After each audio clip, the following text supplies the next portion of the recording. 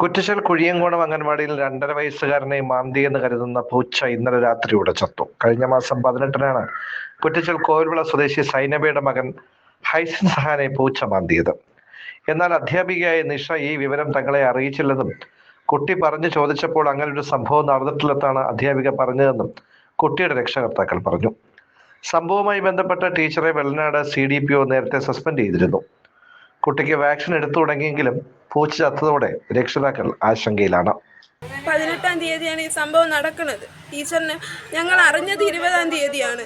ടീച്ചറിനെ വിളിച്ച് കേട്ടപ്പോൾ ടീച്ചർ അത് നിഷേധിക്കുകയാണ് ചെയ്തത്. അങ്ങനെ ഒരു സംഭവം നടന്നിട്ടില്ല എന്ന് പറയുന്നത്. എന്നിട്ടും ടീച്ചർ പറഞ്ഞു മൂത്രമൊഴിക്കാൻ കൊണ്ടുപോയപ്പോൾ പൂച്ച അവിടെ ഉണ്ടായിരുന്നു, പൂച്ചയെ കൊച്ചു കാണാതെ മറിഞ്ഞിന്ന് കൊണ്ടുപോയെന്ന്. പക്ഷെ അന്ന് കൊച്ചു തന്നെ പറയണത് മൂത്രമൊഴിക്കാൻ പോയപ്പോൾ പൂച്ച അവിടെ കിടന്ന് ഞാൻ വാലിയെ പിടിച്ചപ്പോൾ അത് കടിച്ചെന്നാണ് പറയണത്.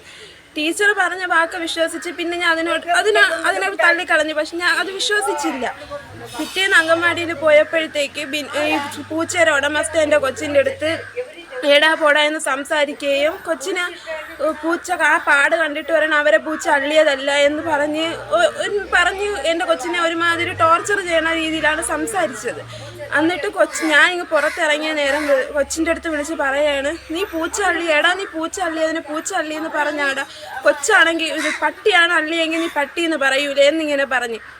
എന്നിട്ട് ഞാൻ ഇവിടെ വന്നിട്ട് വീട്ടിൽ കാര്യം പറയുകയും പിന്നെ ആരോ വന്ന് കൊച്ചിൻ്റെ കാല് പിടിച്ച് നോക്കിയിട്ട് ഇത് പൂച്ച അള്ളിയതാണ്, കൊണ്ടുപോയി വാക്സിൻ എടുക്കാൻ പറഞ്ഞു. അങ്ങനെ പരുത്തിപ്പള്ളി ആശുപത്രിയിൽ കൊണ്ടുപോയപ്പോൾ മഞ്ജു മേഡം നോക്കിയിട്ട് പൂച്ച അള്ളിയതാണെന്ന് പറയുകയും വാക്സിൻ എടുക്കാൻ 3 വാക്സിൻ കഴിഞ്ഞു.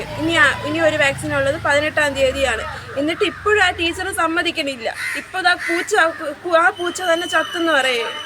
ഇനി എന്താണ് സംഭവിക്കണേന്ന് അറിഞ്ഞൂടെ. എൻ്റെ കൊച്ചിന് എന്തെങ്കിലും സംഭവിച്ചാൽ ഞാൻ ഒരുത്തരെയും വെറുതെ വിടൂല. എനിക്ക് ആകെയുള്ളൊരു കൊച്ചാണ്.